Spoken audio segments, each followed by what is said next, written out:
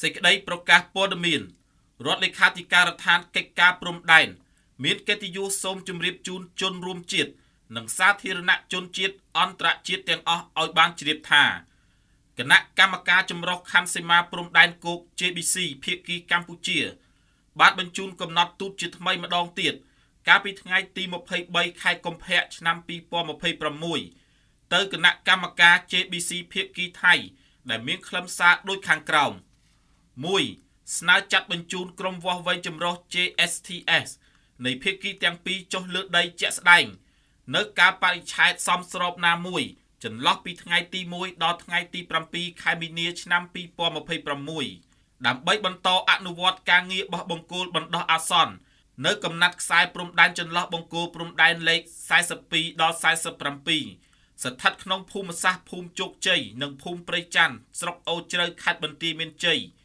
និងនៅកំណាត់ខ្សែព្រំដែនចន្លោះបង្គោលព្រំដែនលេខ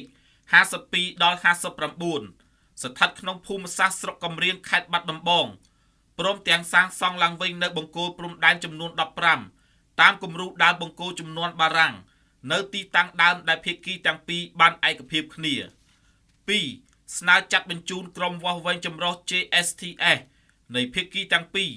ដើម្បីចុះវាស់វែងនិងបោះបង្គោលបណ្ដោះអាសន្ននៅកំណាត់ខ្សែព្រំដែនចន្លោះបង្គោលព្រំដែនលេខ33ដល់37តំបន់បឹងត្រកួនតំបន់ច្រកទ្វារព្រំដែនអន្តរជាតិថ្មដាឃុំថ្មដាស្រុកវាលវែងខេត្តពោធិ៍សាត់តំបន់ព្រំដែនអូភ្លុកដំរីឃុំថ្មដាស្រុកវាលវែងខេត្តពោធិ៍សាត់តំបន់ព្រំដែនច1ឃុំថ្មដាស្រុកវាលវែងខេត្តពោធិ៍សាត់និងតំបន់ព្រំដែនផ្សេងទៀតនៅការបរិច្ឆេទសមស្របណាមួយចន្លោះពីថ្ងៃទី8ដល់ថ្ងៃទី15ខែមីនាឆ្នាំ2026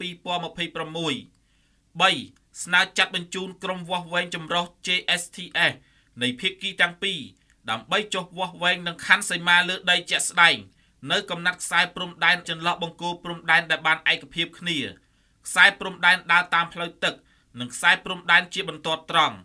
នៅការបរិច្ឆេទសមស្របណាមួយចន្លោះពីថ្ងៃទី8ដល់ថ្ងៃទី15ខែមីនាឆ្នាំ2026ដោយអនុវត្តតាមស្មារតីនៃកំណត់ហេតុកិច្ចប្រជុំលើកទី6របស់គណៈកម្មការចម្រុះខណ្ឌសីមាព្រំដែនគោក JBC កម្ពុជាថៃថៃកម្ពុជាចុះថ្ងៃទី15ខែមីនាឆ្នាំ2025នៅរាជធានីភ្នំពេញ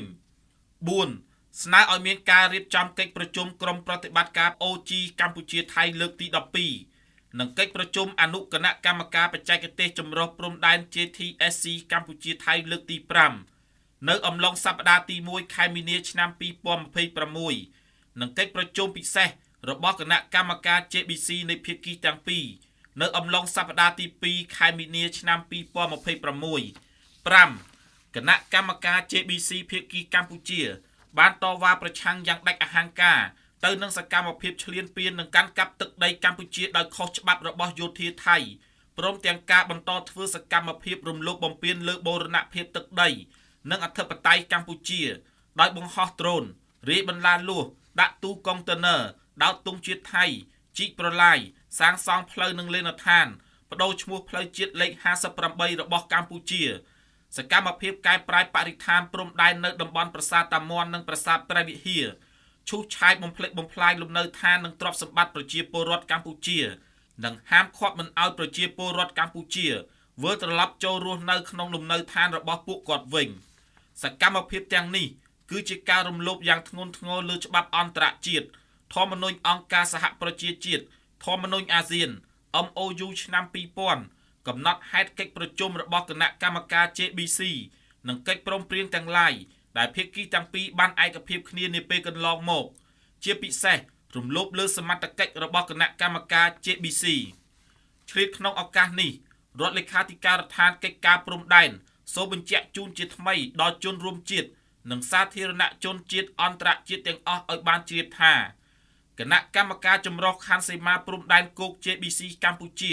ប្រកាន់ជំហរយ៉ាងម៉ឺងម៉ាត់ក្នុងការការពារខ្សែព្រំដែនអន្តរជាតិកម្ពុជាថៃដែលបន្សល់ទុកដោយគណៈកម្មការព្រំដែនឥណ្ឌូចិនសៀមដោយគោរពគោលការណ៍ច្បាប់អន្តរជាតិគោលការណ៍ខ្សែព្រំដែនមិនកែប្រែអុយទីពស៊ីដទីជើរីសគោរពអនុសញ្ញាសន្ធិសញ្ញាបារាំងសៀមផែនទីនិងកំណត់ហេតុបោះបង្គោលព្រំដែន របស់គណៈកម្មការបោះបង្គោលព្រំដែនឥណ្ឌូចិនសៀមព្រមទាំងកិច្ចព្រមព្រៀងនិងឯកសារពាក់ព័ន្ធនានាដែលភាគីទាំងពីរបានឯកភាពគ្នានាពេលកន្លងមកក្នុងន័យនេះគណៈកម្មការចម្រុះខណ្ឌសីមាព្រំដែនគោក JBC កម្ពុជានឹងបន្តអនុវត្តការងារវាស់វែងនិងខណ្ឌសីមាព្រំដែនឲ្យបានឆាប់បំផុតជាមួយគណៈកម្មការចម្រុះខណ្ឌសីមាព្រំដែនគោក JBC ថៃដើម្បីសម្រេចបាននូវសន្តិភាពយូរអង្វែងតាមបណ្ដោយព្រំដែននិងមិនទទួលស្គាល់នឹងការកែប្រែខ្សែព្រំដែនណាមួយដែលកើតចេញពីការប្រើប្រាស់កម្លាំងឡើយរដ្ឋលេខាធិការដ្ឋានកិច្ចការព្រំដែនសូមអំពាវនាវដល់ជនរួមជាតិនិងសាធារណជនទាំងអស់មេត្តាជឿទុកចិត្តលើរាជរដ្ឋាភិបាលកម្ពុជានិងគណៈកម្មការចម្រុះខណ្ឌសីមាព្រំដែនគោក JBC កម្ពុជាដែលជានិច្ចកាលតែងប្រកាន់ខ្ជាប់នៅមនសិការវិជ្ជាជីវៈនិងការទទួលខុសត្រូវខ្ពស់បំផុតដោយតម្កល់ឧត្តមប្រយោជន៍ជាតិជាធំជាពិសេសការការពារបូរណភាពទឹកដីនិងអធិបតេយ្យជាតិសេចក្តីដូចបានជម្រាបបញ្ជាក់ជូនខាងលើសូមជនរួមជាតិនិងសាធារណជនទាំងអស់មេត្តាជ្រាបជាព័ត៌មានថ្ងៃអង្គារ8កើតខែផល្គុនឆ្នាំម្សាញ់សប្តាហ៍ស័កពុទ្ធសករាជ2569ធ្វើនៅរាជធានីភ្នំពេញថ្ងៃទី24ខែកុម្ភៈឆ្នាំ2026